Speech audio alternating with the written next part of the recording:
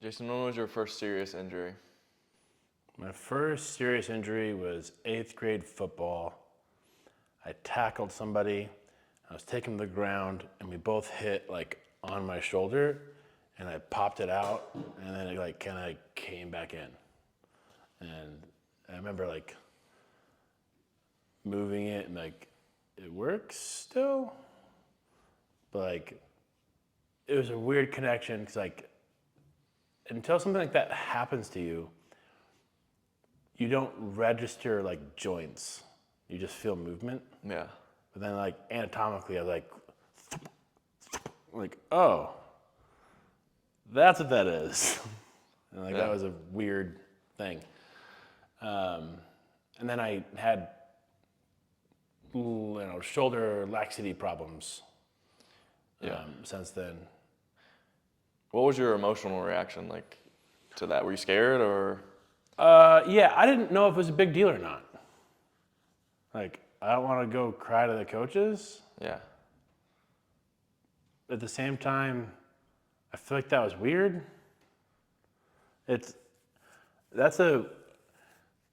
think getting into anything aggressive or serious in movement in sports is you don't have the tools as the young, inexperienced athlete to be like, this is good or bad.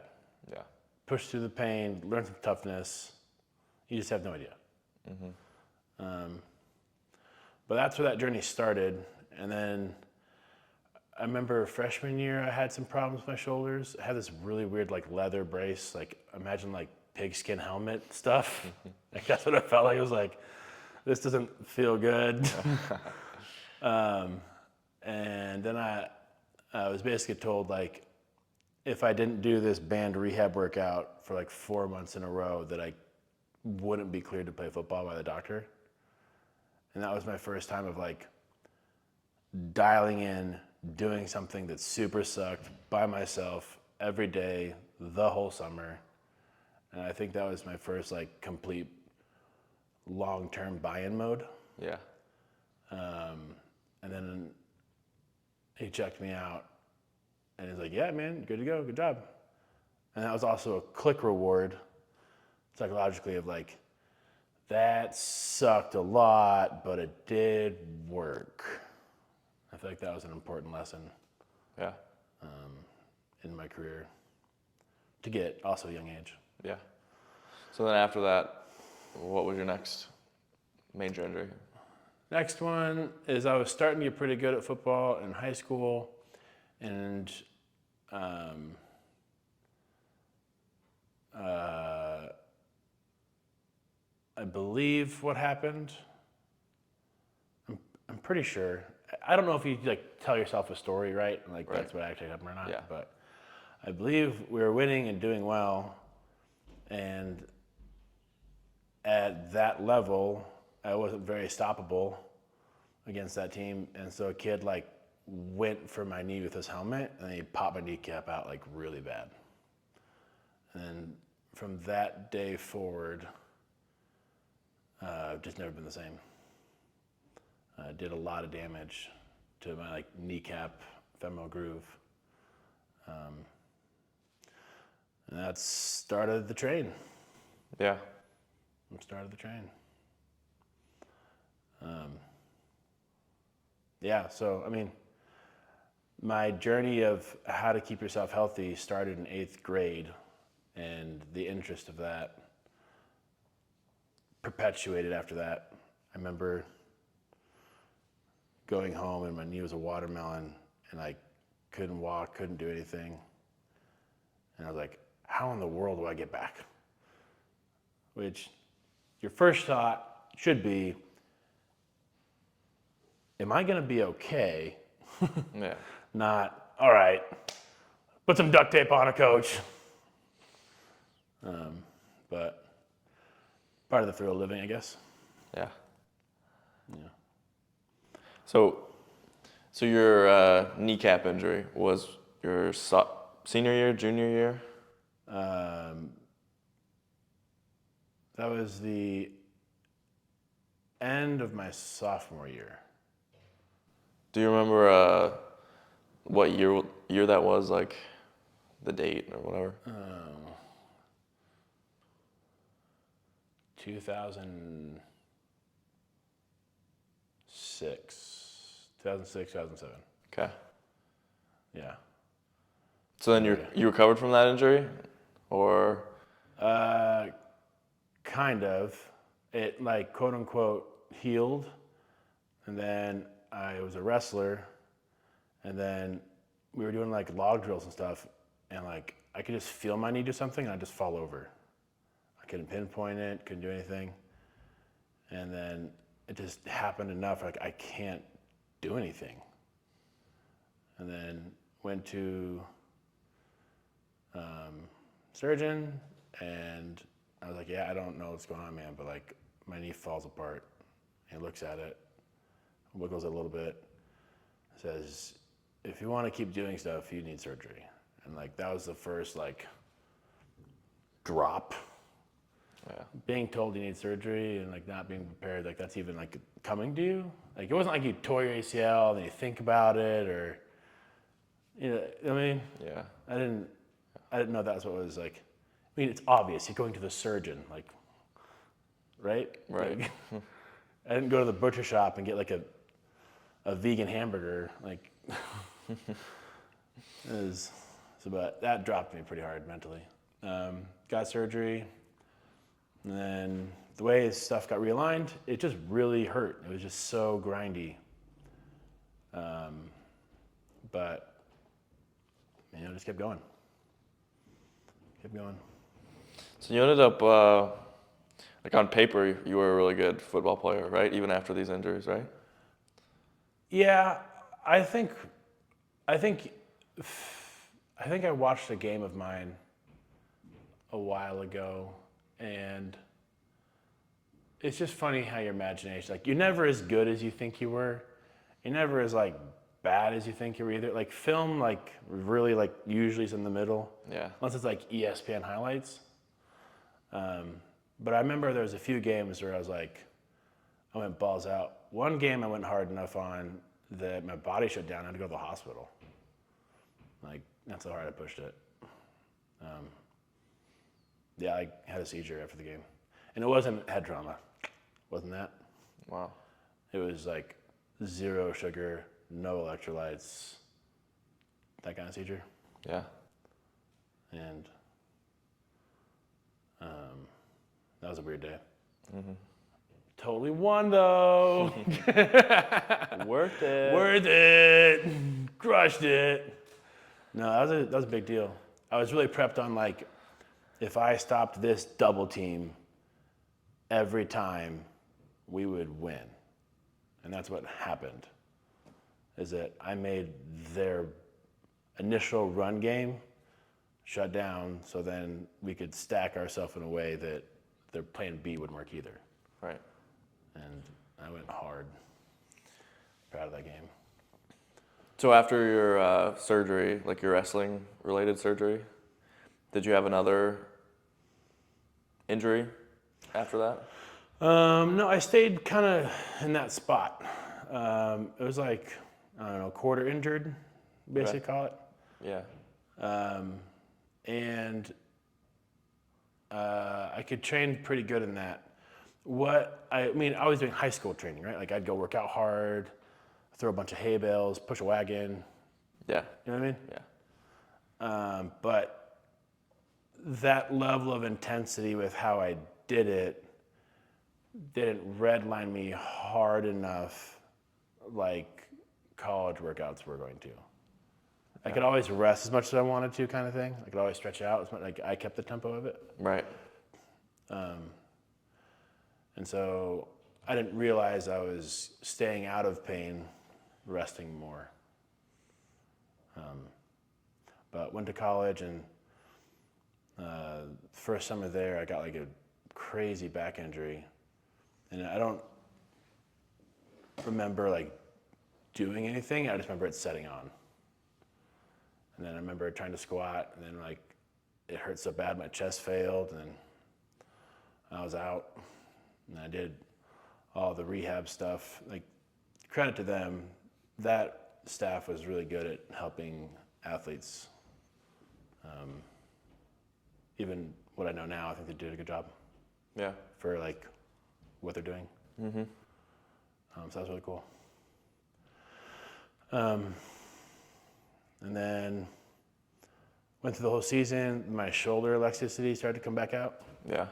I like pop out like once a week, and I didn't tell anybody.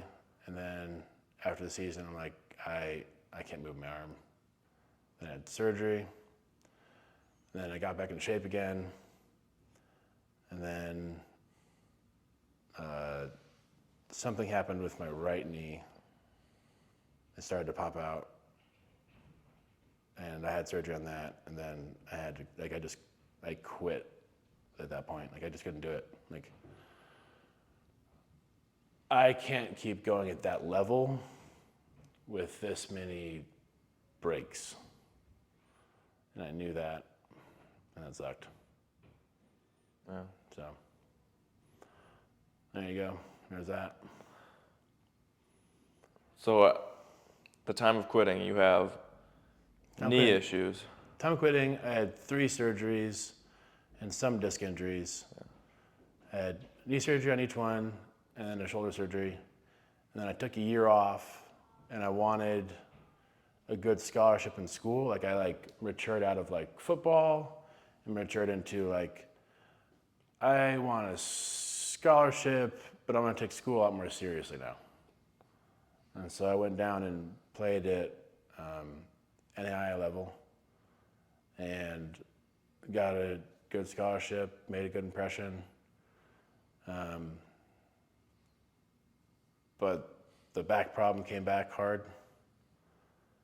And then how I moved around the back pain shoved more pressure on my bad high school knee injury, and that just like obliterated it. And like I had no cartilage on like a rim of it, pushed through it so hard.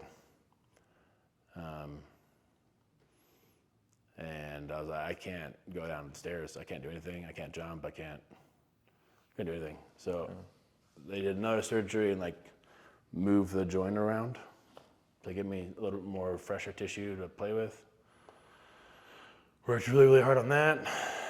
And then in the rehab process, I had another back injury. And then because I was limping so hard, I blew up my other knee again. And so the pinnacle of the career, I had 5 surgeries and several disc injuries. And then somehow stood up. When did you meet your wife? I met my wife sophomore year of college. Which was about when all this stuff was happening, right? Yeah, like that was like right before the train started to go. Like, Yeah. pretty good. And she stuck through so much of it. When you're in tons of pain, like you're basically a jerk. And I feel like that's why like a lot of old people are grumpy. Yeah. They're just in pain all the time. They don't sleep good. Like, nah. Yeah, it's tough. But like, she really did an amazing job, which, quite frankly, is like one like a large pillar of motivation. Is that like you can't give up because they're not giving up. You know? Yeah. Like you can't quit first. You can't quit, but you definitely can't quit first. And she did a pretty good job of taking care of me and putting me back together quite a few times. And I think the saying is like, you hear it from a few billionaires or whatever, and they would say the order of like, the most important decision you make is who you marry. Like you marry someone that like helps you and puts wind under your sails, or it just blows a hole in the bottom of your ship and you sink and die. And I feel like that's pretty true. You got to find someone that matches up with how you do life, and you guide those backs in ways that, are good. Yeah. But yeah, there's no way I am absolutely confident that I would not be good at what I do if I didn't have her. In grad school, she worked 3 jobs so I could just study as hard as possible. And it goes back to there's no way I would have studied that hard if you didn't have that Yeah. support pressure. Mm-hmm. You know what I mean? Yeah. It's very tough to be lazy about. So she definitely put in her time, and now it's my time to give it back. She's great. Married her in 6 months. Met her. I want all of that. And then I got all of that. Yeah. Yeah. So it was good. So what'd your journey look like from your injuries, your sophomore year of college when stuff kind of went down, to when you were out of chronic pain? Yeah. I wasn't in too much pain when I left undergrad. I had just did enough of a balancing act. But when I hit grad school, I didn't realize that all the exercise and movements I were doing were caging the animal that I didn't know I had in the basement. And then you just kind of work out for 6 months, and then it just kind of set on very quickly. My neck got really bad. My low back got super bad. My knee was atrocious. To do anything was crazy. You either had a good night's sleep and the rest of the day was extraordinarily painful, or you didn't sleep and the rest of the day was okay. And you just flip that. And one day it got so bad I just couldn't get out of bed, couldn't get to class. I remember I had to take a bunch of drugs, electrocute myself, and brace myself to get to class to lay down. And I was Yeah. I don't know. Everyone's just saying go get a fusion. And I was that can't be the answer. It didn't make sense. I was walking 6 months ago. I didn't get hit by a UPS truck. What happened? That doesn't make sense. So from there, figured some stuff out, which were things that I've always worked on, because I was self-medicating this entire time, but I wasn't resolving any core issues. I just wasn't dying like I was. Yeah. And then without that maintenance at, I don't know, however old I was, I don't want to live my life doing 4 hours of workouts with a gun to my head for just below okay activity. Yeah. I'm not doing that. You can't do anything. So had to figure it out. Would you say that the morning was so bad that you had to do all that stuff just to get to class? Was that your lowest point, do you think? Yeah, I think that was my lowest point.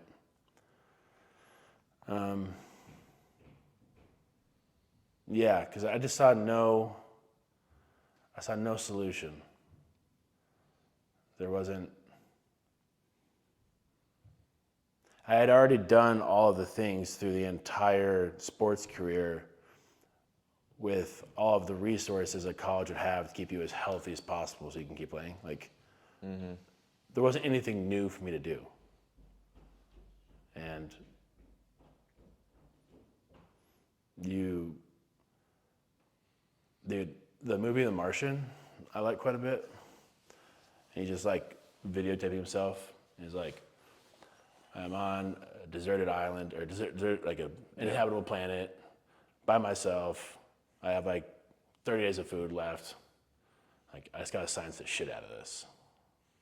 And like, I remember watching that movie and like, that's what I gotta do. And I did it. Yeah. How long did it take for you, like from your lowest point to getting out of chronic pain? I got out of pain. I got out of pain that no one would know I was in pain in like a year. But I knew it wasn't good. I just knew that it was better than everybody else's. Yeah. And then I think it took me like 6, 7 years to get like, all right, this is dope. And then I perfected it in a way that like you could do it now with way less time. So instead of taking that many years to do it, do it in half. And then I remember being challenged again. I trained a SWAT team on overdrive target shooting. And I got that training plan done in 8 weeks. And it was like the coolest thing at the time for me. And at the end, one of the guys comes to me and he's like, yeah, now you gotta do it in 4 weeks. I was like, dude, I already just did an impossible problem with stuff that I don't do. I'm gonna do it in half. Like, it was like, freak, dude. Yeah. And now I'm like, yeah, I can probably do it in 3 weeks. Like, that's crazy. And it's just, the impossible can be possible. You just gotta know how to navigate.